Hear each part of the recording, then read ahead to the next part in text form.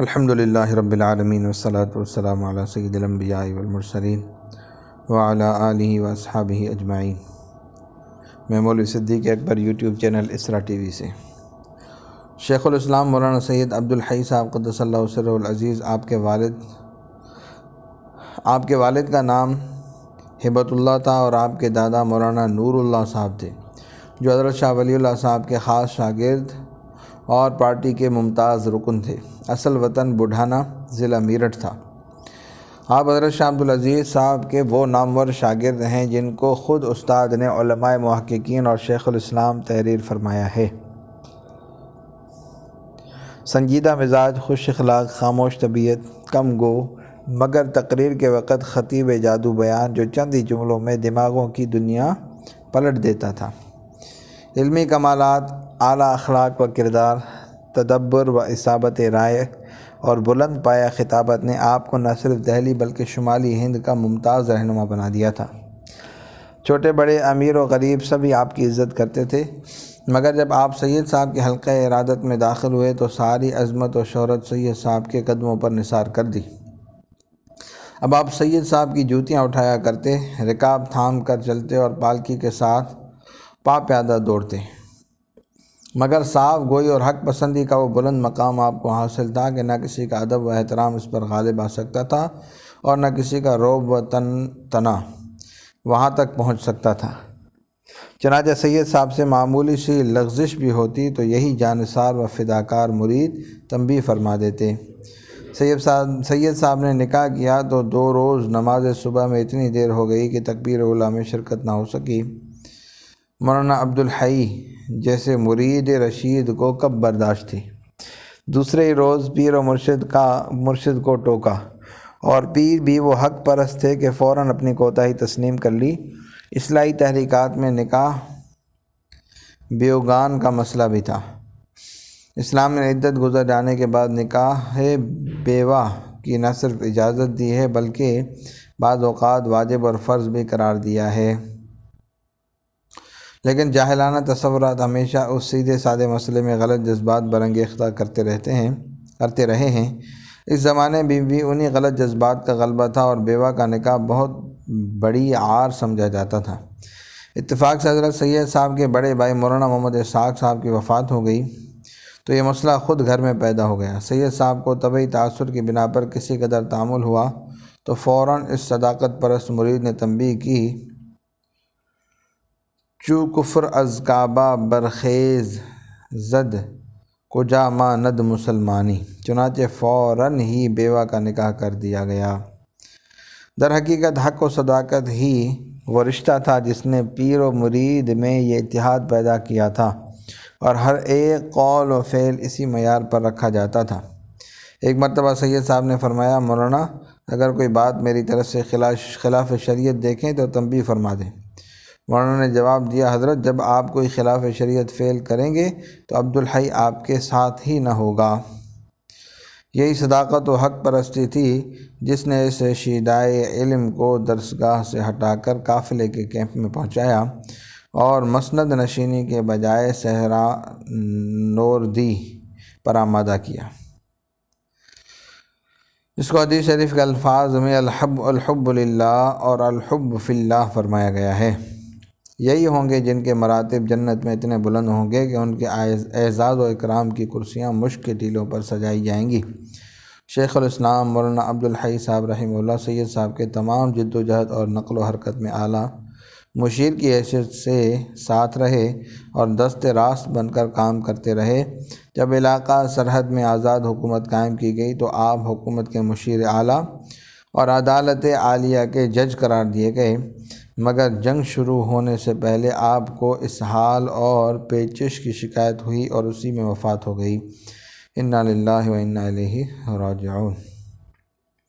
حضرت شاہ محمد اسماعیل صاحب شہید رحمہ اللہ، ملک و ملت کا وہ سرفروش مجاہد جس کا عمل فلسفہ ولی اللہ کی تفسیر تھا اور جس کا ایثار قربانی ذبیح اللہ کی زندہ تصویر، جس کا دل دولت درد سے مالا مال تھا اور جس کا جگر سوز محبت کا سرمایہ دار، جس کا علم ہمدوش عمل اور جس کا عمل آئینہ دار علم بے پایاں، آزادی فکر کا سب سے بڑا حامی، جمہوریت کا علم بردار، ملوکیت کا سب سے بڑا دشمن، شاہ پرستی کے لیے فرشتہ موت، سرمایہ داری سے بیزار، غلامی کے ناپاک تصور سے ناآشنا، اس کی زندگی سعی پہ ہم تھی۔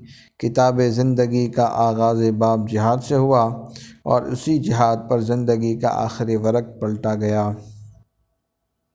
باب مولانا شاہ عبد الغنی، دادا وحی حضرت شاہ ولی اللہ، جن کی تحریک کو لے کر میدان جہاد میں پہنچا اور اسی راستے میں شہید ہو کر حیات جاوداں حاصل کی۔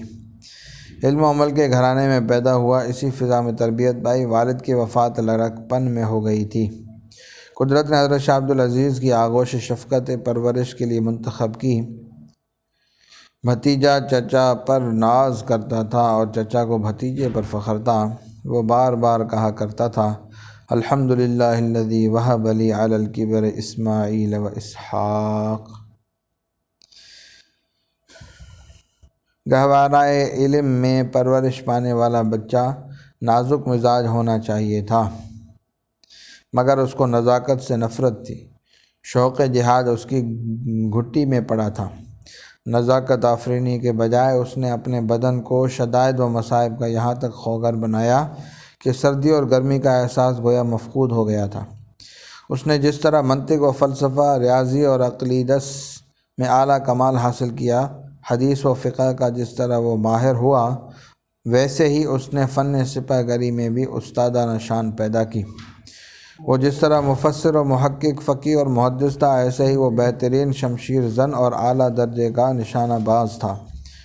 وہ اعلیٰ درجے کا مدبر اور مفکر تھا، نظم و نسق کا بہترین ماہر، اور ایسے ہی میدان جنگ کا بہترین جرنیل اور فیلڈ مارشل۔ پرانے خاندانوں کے بچے کھچے لوگ آج بھی شہادت دے سکتے ہیں کہ دوپہر کے وقت جامع مسجد کے فرش سنگین پر ٹہل ٹہل کر اس نے تمازت آفتاب کے احساس کو ختم کر دیا تھا، اور دریائے جمنا کی پاک دھاریں آج بھی شہادت دے سکتی ہیں کہ وہ دریا کی موجوں سے کھیلتا ہوا زینت المساجد دہلی سے تاج محل آگرہ تک پہنچتا تھا، اور پھر انہی لہروں سے باتیں کرتا ہوا زینت المساجد میں آ جاتا تھا۔ وہ جس طرح مئی اور جون کی گرمی میں کمبل اوڑھ کر سفر کرتا تھا، ایسے ہی دسمبر اور جنوری کی سردیاں ملول و حریر میں گزار سکتا تھا۔ اس کی زندگی کا سب سے بڑا نصب العین خدمت خلق تھا، اور خلق خدا کے مفہوم میں جس طرح افلاس کے مارے ہوئے شریف اور باعزت خاندان یا نیک نفس طلبہ داخل تھے، ایسے ہی شراب کی بٹھیوں، جوئے کے اڈوں اور قحبہ خانوں کی قباحتوں میں زندگیاں گزارنے والوں کو وہ اپنی خیر خواہ ہمدردیوں کا مستحق سمجھتا تھا۔ ان کی یہ پستی اور رسوائی اس کے با احساس دل میں درد پیدا کرتی، اور یہ ان تباہ حالوں کی اصلاح اور اپنے درد دل کے علاج کے لیے ہر ایک امکانی کوشش کام میں لاتا۔ کبھی ایسا بھی ہوتا کہ وہ بھیس بدل کر ان کے مجمع میں پہنچتا اور اپنی صدا سنا کر ان کے دلوں کو پلٹ دیتا۔ وہ ہزاروں انسان جن کی صلاحیتیں مفقود نہیں ہوئی تھی راہ راست پر آ گئے، لیکن وہ کج طبع جن کی فطرت معکوس ہو چکی تھی اس ہمدرد انسانیت کے دشمن بن گئے۔ ایسے تند خو بدماشوں کی دشمنی سے خوف کھا کر کچھ دوستوں نے شاہ صاحب کو اصلاح کی خطرناک سرگرمیوں سے باز رکھنا چاہا، مگر نوع انسان کی خیرخواہی کا جو سوز و درد شاہ صاحب کو عطا ہوا تھا، وہ کب چشم پوشی و خاموشی کی اجازت دے سکتا تھا؟ ان کی رسوائی ہوئی تو کیا میری رسوائی نہیں؟ حضرت شاہ صاحب کی جوانی تھی اور دہلی کا دور جاں کنی۔ برطانوی سامراج کا ریزیڈنٹ یہاں مقرر ہو چکا تھا، اور اس روادار دلی میں جہاں سینکڑوں سال سے خیالات کی آزادی اور بین الملی بھائی چارے کا دورہ تھا، مذہب کے نام پر جنگ شروع کرا دی گئی تھی۔